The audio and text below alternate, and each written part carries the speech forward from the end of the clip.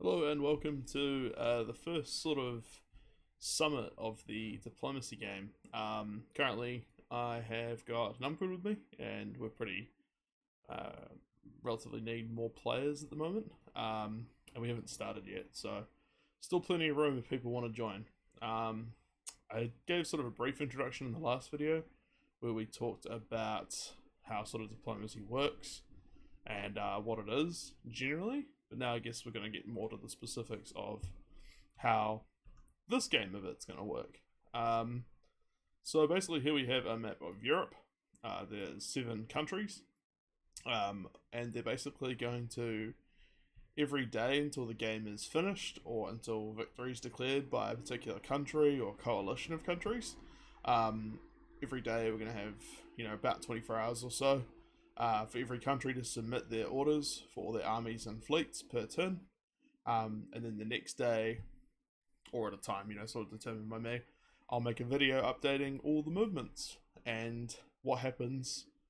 Like, basically, the orders will be enacted and simultaneously, and we'll see what happens. So, for example, like Russia might say, fleet moves to Gulf of Bothnia, army moves to Livonia, army moves to Prussia, and fleet moves to the Black Sea. That's like Russia's turn.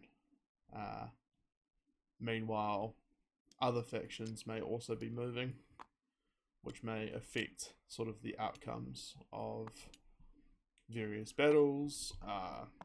If things can be controlled or taken back, and basically, this is the goal. The game itself, and what you can do in your turn is basically every unit can make one move, or hold, stay put, or support other units, and a province can only have one unit in it.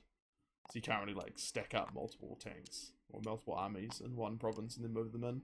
You have to kind of strategize and use like supporting actions to take provinces effectively. So most of the game is pretty simple, and the complexity basically comes from after during the period where everyone's making up their orders. You can talk freely, hence the Discord. So you can basically declare alliances or talk to each other, announce any sort of goals or plans, publicly or privately or secretly or however you want to do it. Also, each country can be run by multiple people. I know at the moment we've got Numquid and Aristeel are both Italy. So they'll talk amongst themselves about how they sort of want to run the country or the plan or the movements. Then currently we've still got Turkey, and the Austro-Hungarian Empire is completely free at the moment, and France as well. And then we've got a couple of players that have already chosen Russia, Germany, and England. Though that, of course, I'm sure they would appreciate some allies, or some people that want to help them with running their countries. Game is won basically by taking 18 of these control points, which are like these little black dots, either by yourself as a country or as a coalition of countries. You can make alliances and sort of declare that you're going to end the game here. Countries can also be taken out of the running pretty effectively. I played a game of this where we basically got rid of Austria-Hungary. But yeah, we're sort of looking to start this as soon as we have some peeps that every country is sort of accounted for with at least one person. It should be a bit of fun. I encourage everyone to get into the spirit of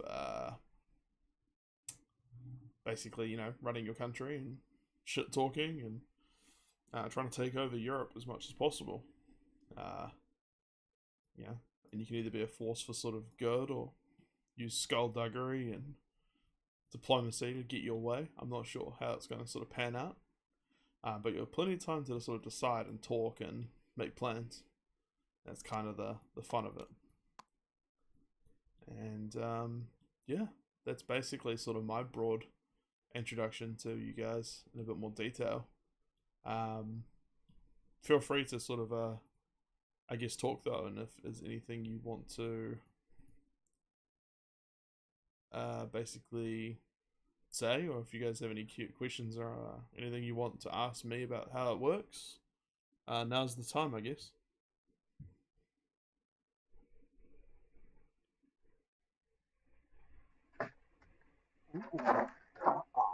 Oh, you're back. Will Hello. rise again. Did you have any questions or anything, Number? Rome will rise again. Excellent. Britannia rules the waves. Fuck Russia. It's great. Of Imperium. Yeah, so I think just to sort of give you guys a bit of an overview of your starting stuff, Italy, you have a fleet in Naples, which is one of your starting zones. You've got Rome with an army, and you've got Venice with an army. England, you've got a fleet in London, you've got a army in Liverpool, and you've got another fleet in Edinburgh. Then Germany, you've got a fleet in Kiel, you've got a army in Berlin, and you've got a army in Munich. In Russia, you're the only faction that starts with 4 zones, but in return, you've got quite a lot of ground to cover. You have an army in Warsaw, a fleet in the south coast of St. Petersburg. This is one of those provinces that's a bit weird. Fravel, of course, you... Oh, wait, he's not in the voice chat yet. I'm just going to quickly message him. So, basically, yeah, so how this works with the fleet in St. Petersburg is it starts off at the south coast. You can't, like, move...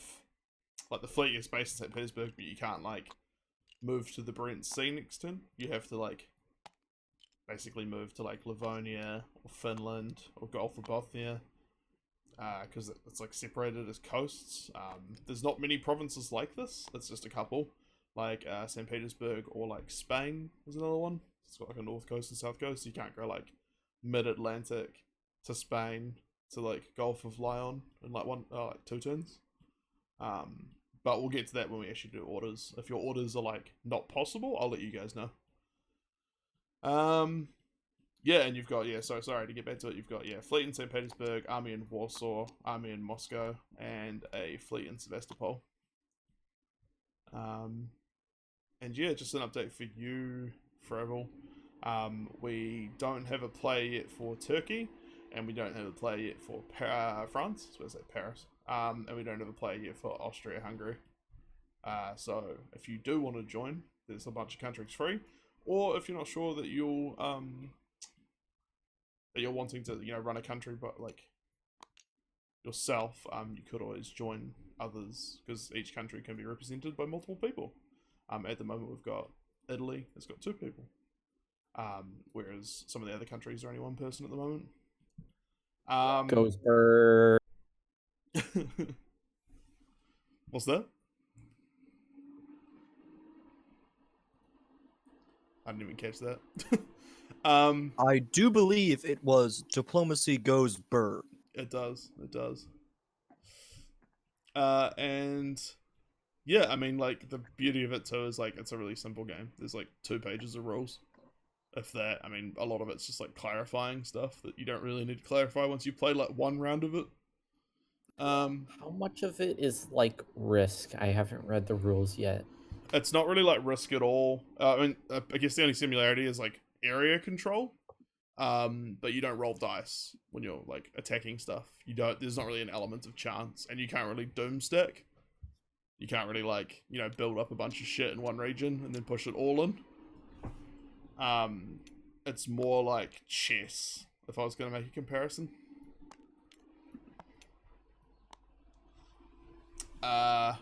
And yeah, each day will basically, you could be, like, as an example, Russia could be, like, orders will basically be pretty simple. You can just submit them to me in your country's embassy in this Discord, because all your embassies are private to only your country. And it'll basically be like, fleet moves to Black Sea from Sevastopol. Army moves to Ukraine from Moscow. Army moves to Prussia from Warsaw. Fleet moves from St. Petersburg to Gulf of Bothnia. And that's like your whole turn. That's like your whole thing. And then basically we resolve if that stuff happens, or if you bounce off like other countries doing similar shit that pushes you back out.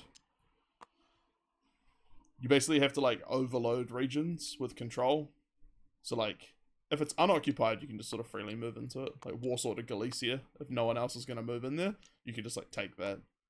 But if someone else was going to move into there at the same turn, you'd like bounce off. So the way to kind of do that is like support it. Like this army in Warsaw is going to move in, and this army in Ukraine is going to support. So it means like if only one of them's coming in here, that's like 2-1. So they would have to retreat, you would take it, and the supporting unit wouldn't move. So that's kind of how like taking regions works, I guess. Do we all start at war or at peace?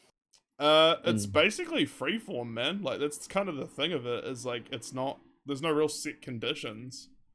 You can be like, hey, we're at peace, man, if you're down. Like you could, okay. It's completely up to you guys how you want to treat other countries. That's kind of the thing, is since you've got a day to decide what you're actually doing, you could like DM someone or voice chat with them, and just be like, hey, we're gonna do this in our turn. How does that sound to you? I mean, I played a game where I was Russia, for example, and I talked to the Turkey player in DMs kind of privately. I said, hey man, like why don't we give each other a couple of regions each in Greece here. Like, you know, he could take Greece and Bulgaria or something, and I could take Romania and Serbia or something. I can't remember exact regions. And then we like push west as like an alliance, but like a secret alliance. And then he ended up deciding to not do that later in the game and like come for me and try and take my regions. So it's like entirely up to you kind of what you do. You can say one thing and then completely do something opposite. There's no like binding contract to do what you said you were going to do. See, it's you know, you can betray people. You can be sneaky.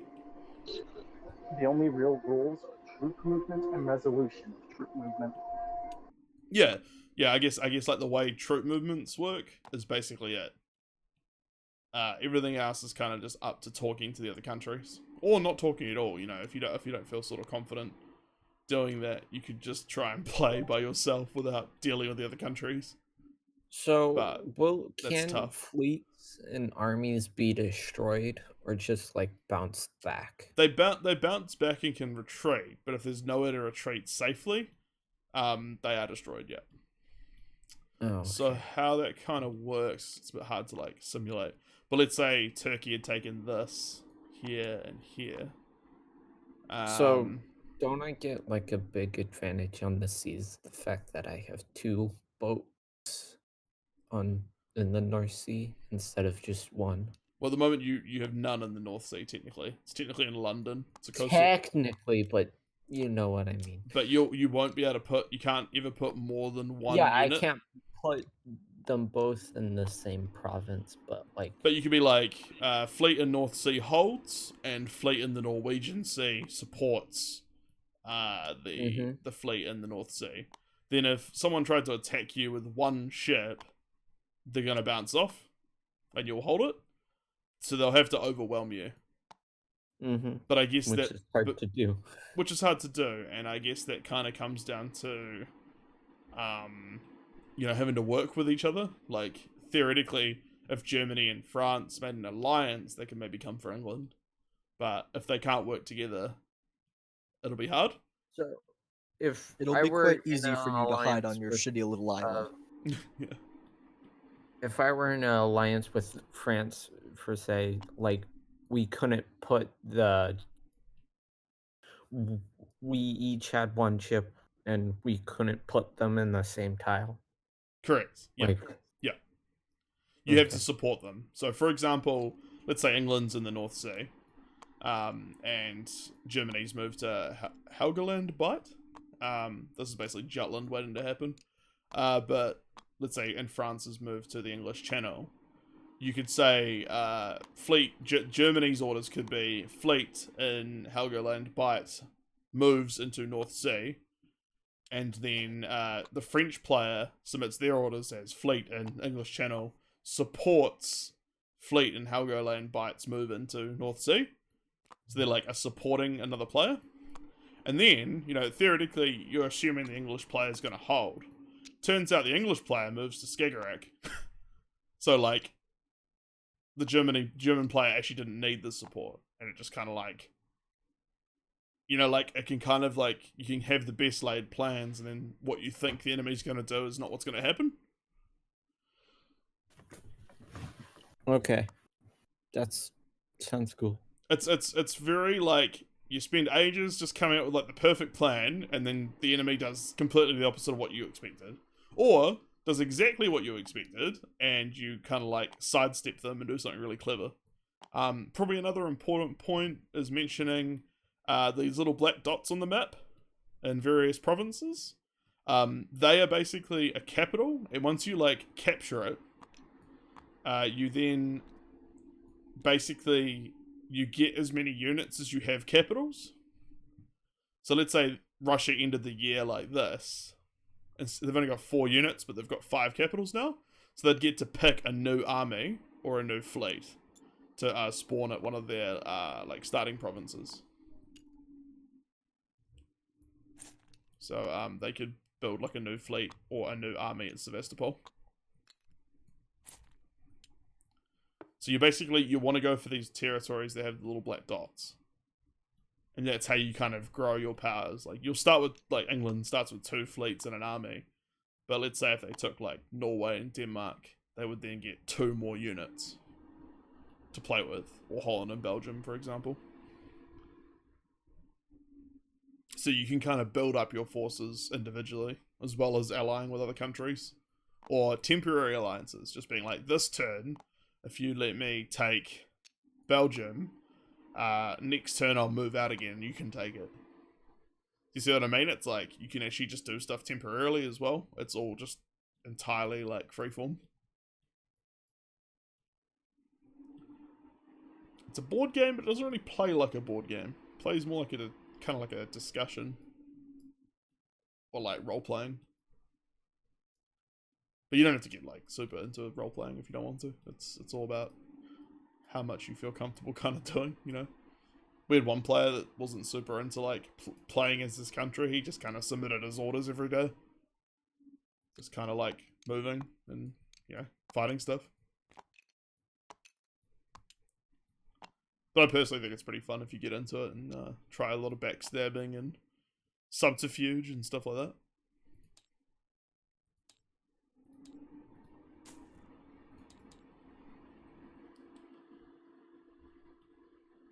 Yeah, is there any other questions or anything else you guys wanted to know?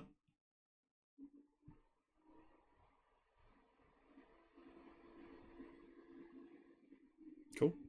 I guess then the next step is we still need a few peeps. And then once we've got, you know, at least one person per country, I'll basically announce a start point. And then the first thing you want to do is just like discuss with your team, or if you're by yourself, just come up with what you want all your stuff to do. Maybe check out the rules online. I posted something in the announcements channel, which is just like the 2-page rules, just so you get an idea of kind of like how to say orders, I guess. But I'll help with that too. So you just like, once you posted your first turn orders in your embassy or chat or DM me or however you want to do it, I can look over them and be like, hey, like, you know, this isn't like possible, right? Or something. Or like, you know, first turn will be weird, and then after that you'll probably know how to play. It's pretty straightforward. Yeah, I mean, just as like, again, I don't know if you guys saw the earlier video I made, but there's basically 4 things you can do with a unit. You can hold, which means you just stay put. You can move. You can support, and you can convoy. Well, only fleets can convoy. Which basically means you are like the middle ground for an army moving through a sea. like fleet in the Black Sea, convoys, army move in Constantinople to Sevastopol. And since this Black Sea fleet is challenged, it can, like, the army can move through it basically, which you normally can't do.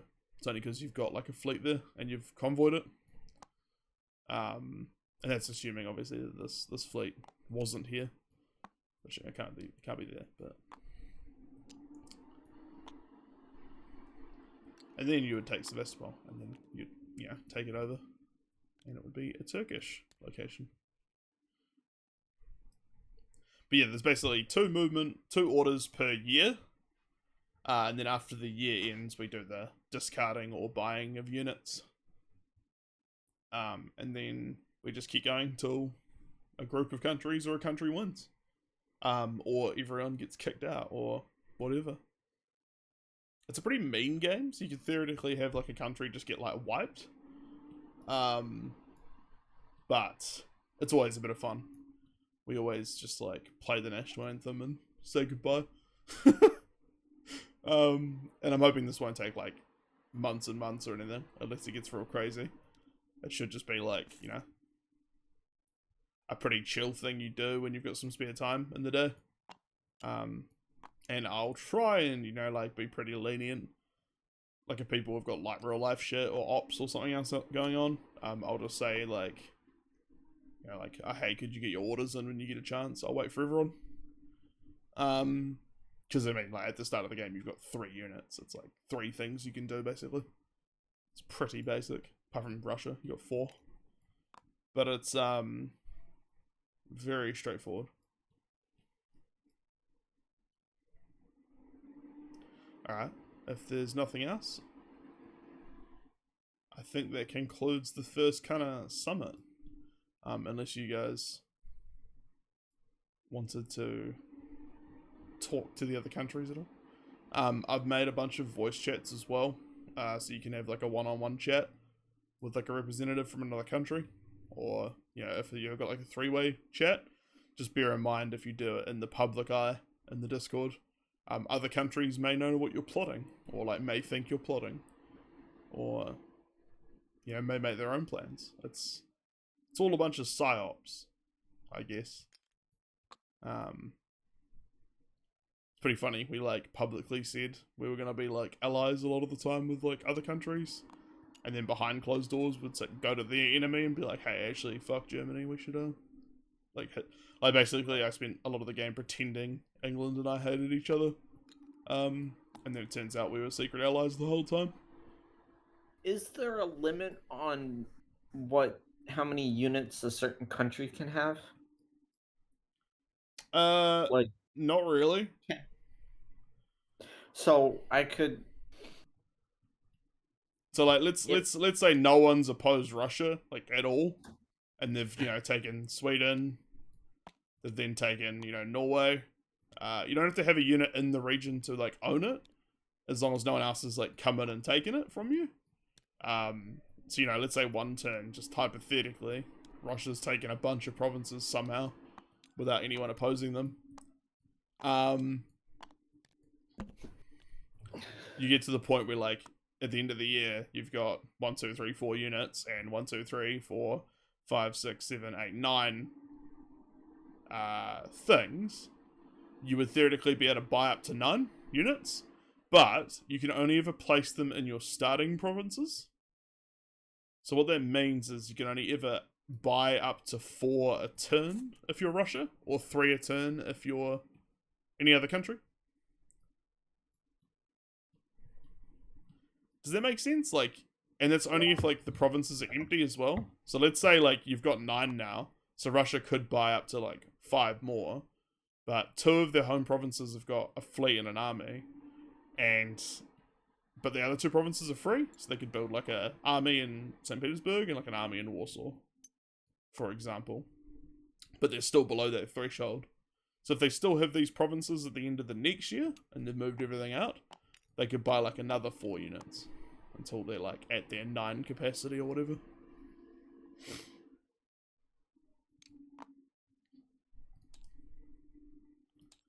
But I would I would probably run through that with you guys when we get to it. I'd be like, hey, you've taken like another province, you can have like another unit this year. Alternatively, if they push you back and take your provinces from you, and you still have 4 units and only 2 provinces, let's say, at the end of the year, you have to delete 2 units. You can only have as many units as you have provinces. So it can get pretty ruthless where you're doing really well, and then you just have a bad, you get pushed back, you can end up being like quite a small little country. Like, let's say the Russian player had been pushed back and only had St. Petersburg left. You'd be like saying to the other players, like, hey man, if you let me alive, I will help you fight England. Use your 1 fleet to go around here and fuck up England. For, like, for another country. Hey! For example. So that's kind of like what you can do, is like, you can end up, not having a lot to bargain with except pity. or being so overwhelmingly powerful that you can just threaten players to give you regions just by saying, like, I won't go to war with you, but like, don't make me want to think I will go to war with you.